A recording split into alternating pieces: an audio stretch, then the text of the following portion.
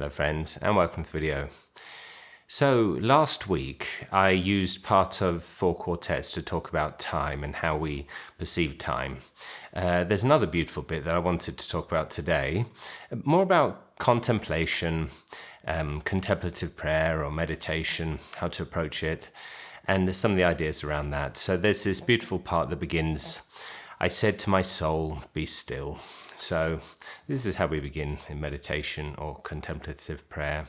I did another video about the Cloud of Unknowing and how in that type of contemplative prayer we sit and we put everything we know, all our concepts of the God and all our thoughts of the world into the cloud of forgetting, and we just open ourselves to the cloud of unknowing. And it's like that. Of course, there's this beautiful line, be still and know that I'm God. And that's how we begin, with this stillness. We say in Advaita Vedanta that Brahman is unchanging and timeless. And we can see this through our explorations of, in the direct path of our direct experience, how everything that's changing is in the world, in the object. And what we are is this unchanging peace. So the next line is, and wait without hope, for hope would be hope for the wrong thing. Now, it's not wait hopelessly, but without hope, because all of our concepts are limited. Our concepts of God, this is probably not really non-duality, the contemplative tradition. It does sound like that to us if we're looking from a non-dual point of view, but a lot of the dualistic devotional prayer sees God as being beyond our understanding. So we're seen as being these useless creatures. No, maybe not. But God is beyond our understanding, so there's no point in trying to picture God. So just open to this unknowing and be with that, abide in being. And then the next bit, wait without love, for love would be love of the wrong thing. So again, when we have our concepts limit what there is here. As we go into we've been going into the direct path, we've been being challenged the last few videos, because we have this very strong conceptual idea of the world, and it's very difficult to say, no, I'm just going to be with what I have in my direct experience without relying on these concepts that we've been brought up with. David Bohm spoke about this a lot, about how thought works by limiting reality, the unlimited. So you have the unlimited, and in order to be able to understand it and live, it's very useful to limit things so that we can put boxes around them and understand, well, this is an apple and that's my mouth, and the apple goes in my mouth. But our direct experience of the world is this one whole. And when we go into building this map of the world and we mistake the map of the world for reality, this is where we get into fragmentation, according to Bohm. And that's where our problems come from. International problems, fragmenting countries and fragmenting societies, and also the separation of ourselves from the world. This feeling that we are limited and small, and that we're going to, we're going to die, and that we're vulnerable, and we have to protect ourselves because we've put these concepts and we're taking them for reality.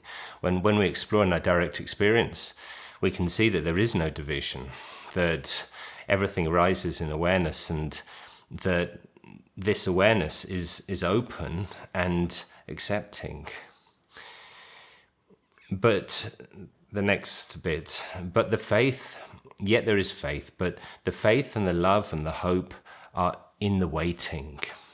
Now, so this is the idea of contemplative prayer or of meditation, that it is worth this sitting in meditation, in contemplation, and being open to this. Jean Klein speaks about waiting without waiting for something, and he speaks French, and in Spanish as well we have I believe it's the same in French, we have the same word for wait, hope and expect, esperar. So you could say wait without waiting to mean wait without expecting, wait without an object that you've conceived of, because what your understanding in a dualistic devotional sense, what your understanding of God is limited by your concept. But when we look at it from this non-dual path, we see that the same, our understanding of reality is limited. And we're not talking about some deep reality that you can only access if you take psychedelics. We're talking about just this thing that's here.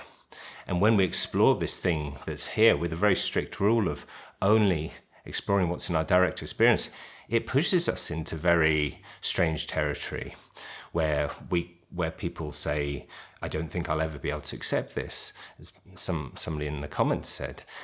Now, the next bit, wait without thought, for you're not ready for thought. In the same way, the thought is the problem. Thought, we think of, sometimes we talk about in non-duality as the separate self being a contraction. And when we have this contraction, how do you get rid of a contraction? You relax. And the waiting is this just opening, not this striving for a goal. I mean, we always say, thou art that, you are the ultimate reality. There's nothing for you to achieve because time is within you, so you're already it. But that's all very conceptual, becomes a cliche when you repeat it. But when we sit and we don't try to say, I'm going for that, this is what I have to do, and we are open, then the contraction relaxes. And the last bit, so the darkness shall be the light, and the stillness the dancing. Here we see, again, as I said at the beginning, your true self is this limitless, open stillness, this peace beyond understanding, as we've seen, beyond thought, but not really in a mystical way. It's beyond thought because thought works by limiting. Thought works by putting boxes around things and making maps, which is fantastic. But God, if you want to look at it that way, is not something that is out there and beyond us, but it's here. It's here, what we are right now and what we are experiencing right now. And it's only the mind, the concepts, the maps that we put that put us in an artificial reality, this conceptual world that just exists in thought. When sitting here, we can relax the contraction. We can let go of the assumptions that limit us and create this fragmentation that brings us suffering, brings us unhappiness, and brings the world unhappiness. The stillness is the dancing, and this is it. This is what Advaita Vedanta is about. The stillness, what you really are, is the source of truth, sat, chit, ananda, truth, existence itself, knowledge, the knowing that is in everything, that everything is known by me, by you, by all. It arises in this global open awareness, this knowing. And ananda, which is peace, the source of all value. It comes from us, this thing that rejects nothing, that's open to everything, and in which we can sit without any special training, without any special practice because it's there for us. It's what we are. So, thank you very much for watching. Goodbye.